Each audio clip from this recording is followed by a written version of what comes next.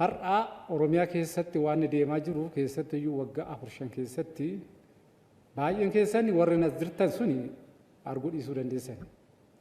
Nu garuu waraanni bilisummaa Oromoo qaamaan guyyaadhaa gara guyyaatti keessa ollee keessa bullee uummanni Oromoo baadiyyaa keessa jiru keessatti iyyuu naannoo wal waraansaa waraanni bilisummaa Oromoo mootummaa wal waraanu keessatti gidiraa rakkoo uummanni Oromoo dhandhama guyyaadhaa gara guyyaatti ijaan ilaalutti turre jechuudha. Har'a gara kana kannaa dhufnu lolaaf dirree qabsootti baanee beelofnee eebonnee hin dhufne quba qabaadha. Inni biraa humni mootummaa hirreedhaan lolee dirree waraanaatti na dhuunfatee nan finne kanas quba qabaadha.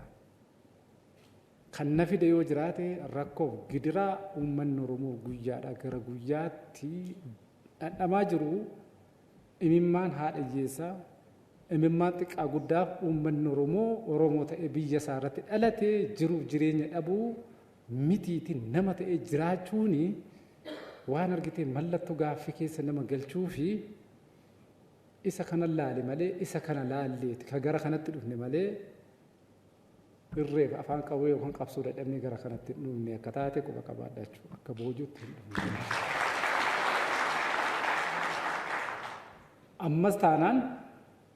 Ammas taanaan uummanni Oromoo inni qaamaan nu argee rakkoo isaa nutti haasa'a. Ka qaamaan nu argine namoonni hundumtiyyuu akka beektan dhiirri otoo nafiin dubartiin otoo nafiin jaarsi otoo nafiin jaartiin otoo hin nafiin collee luugamee qotiyyoo camadee gaammee baasee akka aadaatti waan biraan gaafannee garaagarummaa siyaasaa qabdu qabaachuu dandeessu nuuf jedhaati waaqaaf jedha lafaaf jedha rabbiif jedhaati dubartiin armaaf jedhiiti gudeeda kootiif jedhiiti rakkoo qabdan qawweeni miti karaa siyaasaa qawweeni miti wal bira taa'aati furadhaa jechi jedhu suni nama beekuuf imaana guddaa.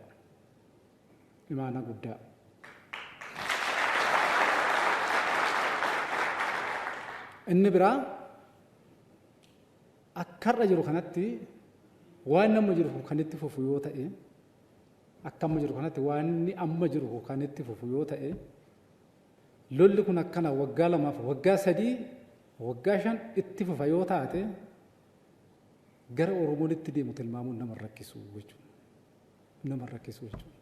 Kanaaf akka kiyyatti qaamni mootummaas maqaa Oromoo dhaatee deema nutis maqaa Oromoo dhaannee deemna. Oromoon garuu isa nuti dhaannus kan isaan dhaatanis miti. Oromoo biraa jira ta'ee hin beeku. Oromoon biraa jira ta'ee rakkoon qabu. Kanaaf jecha rakkoon har'a uummanni keenya gadoodaa jiru bu'aa jiru ni furama yoo ta'e karaa nagaa haa furamu. Miidhama yoo ta'e immoo ani itti haa miidhamu. Finishitti kan waan amarra kana irra geenye kana keessatti kan injifate uummata Oromooti. Kan injifate qe'ee Oromooti. Nagaa Oromooti. Kan injifate kaayyoo uummata Oromooti. Kanaaf jaalleewwan amma karaa nagaadhaan qabsaa'uudhaaf waamicha uummata keessanii fudhattanii asitti nu gidduutti argamtanis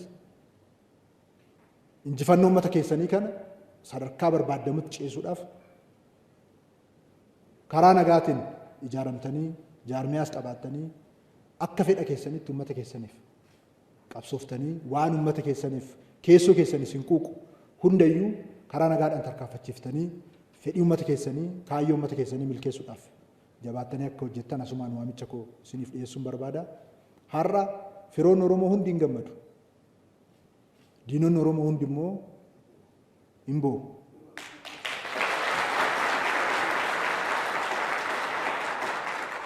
Nuyi obboleewwan keenya faana dhiiga walii jigsuun gammannee hojii raawwannu miti. Kun sirriitti beekamutu irra jiraata jechuudha. Nuyi koodeewwan keenya faana kaayyoo wal nyaachuu fi sagantaa wal nyaachuu hin qabu.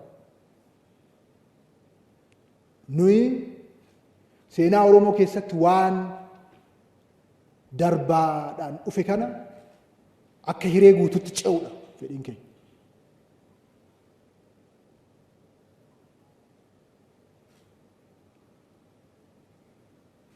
Hireen kun immoo dhalootaa dhalootatti akka ce'uudha. Uummanni Oromoo sirna cimaa akka qabaatudha. Nuyis jiraanne jiraachuu baanne uummanni Oromoo sirna cimaa akka qabaatudha. Kanaaf har'a handhuura Oromoo irraa as magaalaa Finfinnee irraa nagaan Oromoo sadarkaa olaanaatti ce'uusaa diinaafis firaafis labsida jechaadha.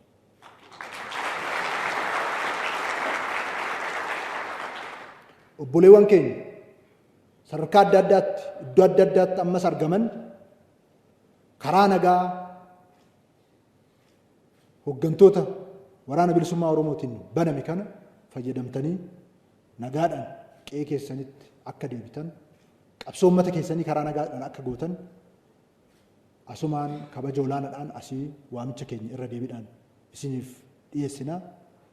Boqonnaan kun cufamee boqonnaan wal gargaarree wal tumnee gaaffii uummata keenyaa sadarkaa barbaadamutti itti deebisu misooma uummata keenyaa sadarkaa barbaadamutti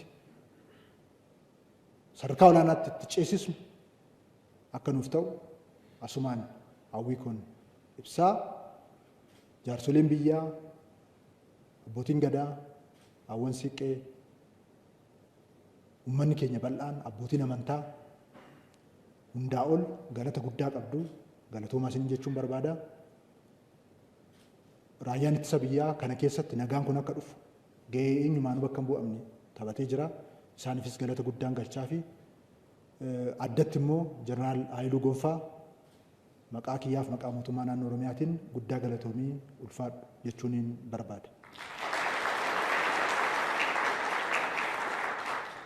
Kanaaf isin har'aan booda obboleewwan duris obboleewwanii har'a immoo jaalleewwan keenya isin ammaan booda wal qabannee Oromiyaa misoomsinaa wal qabannee fedhii uummata keenyaa sadarkaa hundatti milkeessinaa baga nagaadhaan dhuftanii qe'ee keessanitti dhuftanii waanuma isin dursinee as jirruuf baga nagaadhaan dhuftan isin jennaa qe'ee keessanitti dhuftanii kanaaf boqonnaa guddaa kana immoo saaquu keessaniif irra deebi'ee laphee kiyyarraa isin galateeffachuun barbaada. Dhugaatti immoo isin gootota galatooma. Har'a laftis waaqxis hunduu hin gammada. Kan hin gammanne kufaatii fi cabiinsa Oromoo kana hawwu qofadha. Baay'ee gammadeen jira. Waraana beeku caalaa warra waraana hin beeknetu faarsa. Hin faarsuu, hin kakaasuu, qalbii namaa jijjiiruu, waraanatti naquu, warra wal fixan bira hin jiran.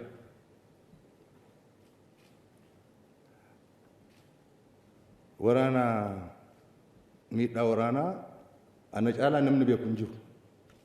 Sanyiin faallee hin beektan. Hin beektan. An akka biyya kanaatti waraana baay'ee irratti hirmaadheera. Waraana baay'ee hoogganeera. Miidhaa waraanaa nan beeka. Waan sirriitti beekuuf immoo waraana hin barbaadu. Nagaa barbaada. Hundumtuu gara nagaatti akka dhufu barbaada. Kana waan ta'eef guyyaan har'aa kun akka uumamu nuti baay'ee irratti investi gooneera. Baay'ee irratti dadhabneera.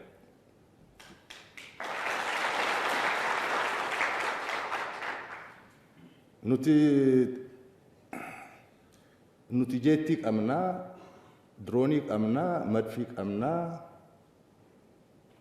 meeshaan nama balleessuu hundumtuu harka keenya jira. Kana waan hidhanneef garuu waraana hin barbaannu. Waraana hin barbaannu. Waraanni nama balleessaa, biyya balleessaa, sanyii balleessaa,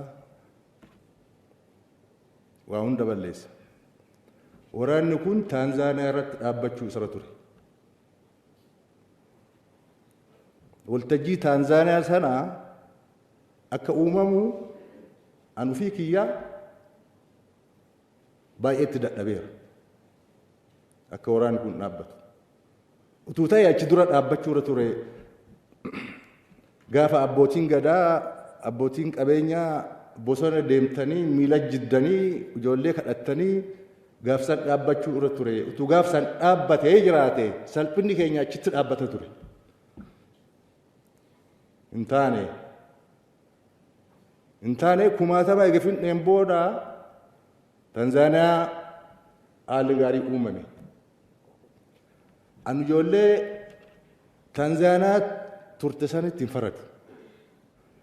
Warri waliigaltee gaaf sanaa fashaleesse warra waraana hin beekne. Oromoo waraana hin beekne biyya alaa taa'uu fi diina uummata Oromootu balleesse. Diinni Oromoo harkatti naqatee warri waraana hin beekne kan gateetti adda bilisummaa wooboo irra taa'ee dhufuu barbaadetu diige. Waraanni nama balleessaa, saba balleessaa, biyya balleessa. Kun beekamaadha. Garuu namni gadi jedhee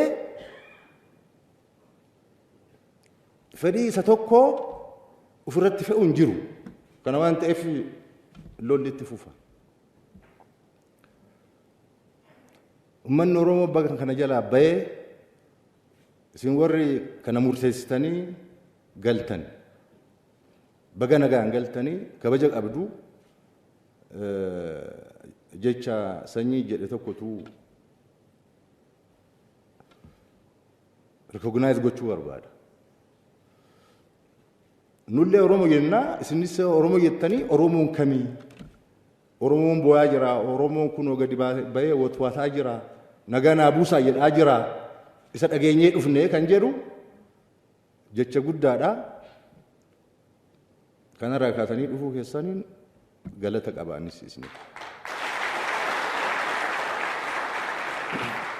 Warri hafes yoo jiraate tokko tokko maqaa waraana adda bilisummaatii Oromootiin kan nagadu jira. Karaa irratti bahee uummata saamuudhaaf 5, 6, 7 ta'ee ijaaramee socho'u jira.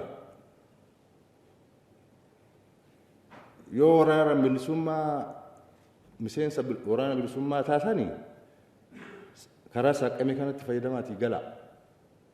Yoo hin taane immoo isin shiftaadha. Uummata Oromoo saamuun qabdanii seeraan itti gaafatamtu. Seenaadhaanillee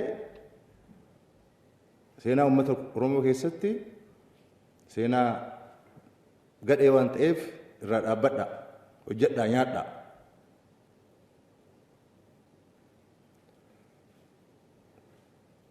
Karaan har'a baname kun nageenya Oromoodhaan fida jedhee yaada. Warri harcaatanii haftanis waliigalteen biraan barbaachisu. Waliigalteen kun akkuma waliigaltee Oromoo tokkotti fudhatame hundumtuu karaa kanaan fayyadamee kan bakka bakkatti faca'ee jiru hundumtuu akka dhufu ergaa dabarsuun barbaada. Akkuma obbo Shimallis jedhee uummata Oromootiif gammachuudha. Maybe warra waraana hin beekne warra waraanatti nama oofuuf mardoodha. Alagaadhaaf immoo caalaa mardoodha. Akkasitti hubachuun nurra jiraata. Faayinaalii wanni dubbachuu barbaadu mootummaan naannoo Oromiyaadha. Keessumattuu obbo Shimallis wanni adaraa jedhu jara kana buqqa'anii waggaa 5, 6 bosona turaniiru. Faamiliin isaanis mancaatii baay'ee irra ga'ee jira. Mootummaadhaa humna qaba. Jara kana sirriitti qubachiisuu, deebisanii ijaaruu,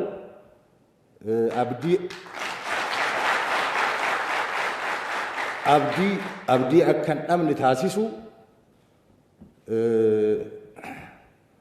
adara jechuu nan barbaada. Faayinaalii akkuma obbo Shimallis jedhe ani karaa saaqee nu hundumtuu irratti hirmaannee waan kana fiixaan baasuudhaaf kan karaa nuu saaqee jeneraal Haayiluu Gonfaadha. Baay'ee na galateeffadha. warri makalaakaadha warri jeneraal Haayiluu deeggartanii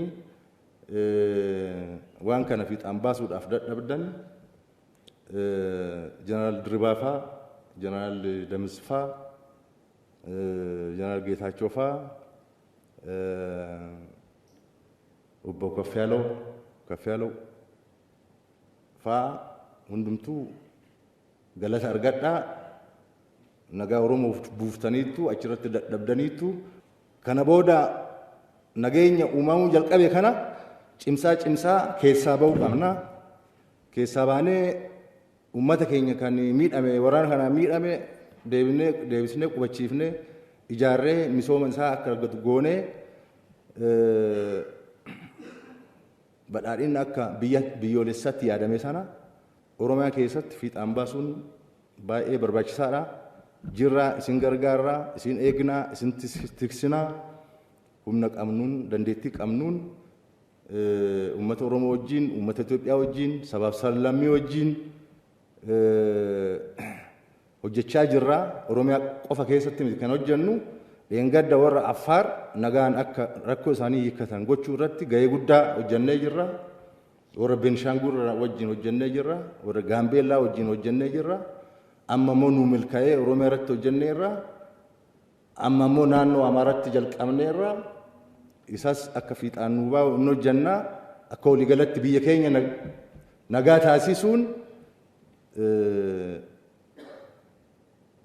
gahee guddaa taphannaa. Nu waan qawwee baannee deemnuuf warra nagaan barbaanne warra cal'ee nama fixuudhaa fi hidhatee socho'u gootanii fudhatinaa nu warra nageenyaati. Kana waan ta'eef baay'ee gammadeera. Isinis baga gammaddanii Oromiyaan irra milkoofteetti milkii kana fiixaan waa baasu Waaqayyo.